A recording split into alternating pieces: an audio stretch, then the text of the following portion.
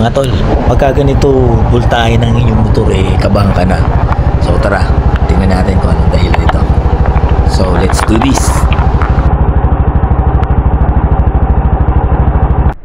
Pagka ganitong tumataas yung voltahe ng ating motor, syempre yung una natin titignan yung current ng ating yung labas ng kuryente sa ating rectifier regulator. Kung hindi man, dun sa stator kung saan nagmumula yung ating kuryente. And then huli, finally, yung ating battery. Pero syempre, madali kasing baklasin itong ating cover ng atingbattery. So, tetestingin muna natin yung ating battery kung okay pa ba o healthy pa ba o hindi na.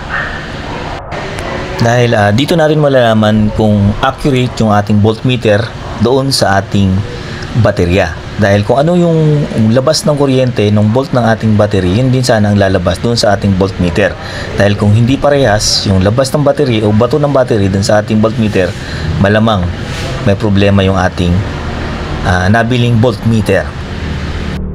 Bale, itong ating voltmeter may kasama siyang charging sa ating cellphone. So bali ilang months na rin to, siguro umabot na rin to ng mga 8 months. Pero syempre ulan tapos ulan araw, posibleng magkaroon ng problema dahil mura lang kasi din natin to nabili sa aftermarket. So tara, imbestigahan natin to.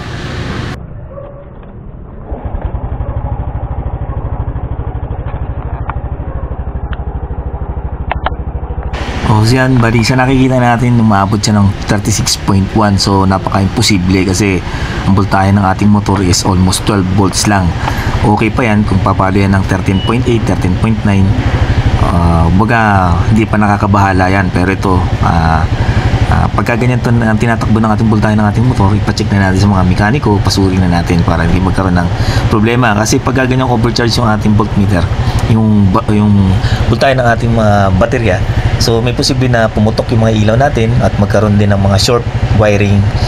Posible din na nagkaroon ng o dumikit yung mga live wire sa ating chassis or sa ground.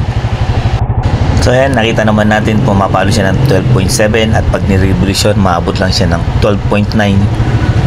So okay naman yung ating battery, wala siyang problema. So nangangulugan, ang may problema sa atin ay yung ating voltmeter. So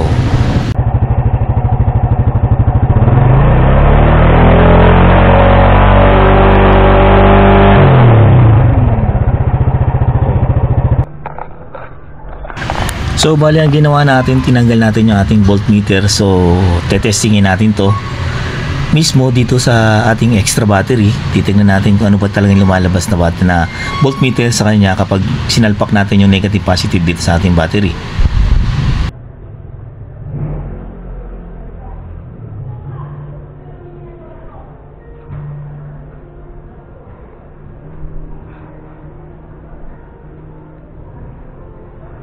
Sira talaga to.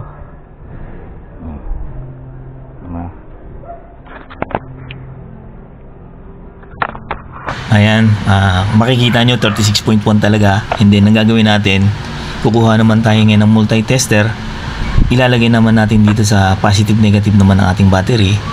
Dito natin malalaman na kung ano yung lalabas na voltmeter dito sa ating battery, yun talaga yung pinaka voltmeter nya. And then diyan natin malalaman na 100% sira po yung ating voltmeter.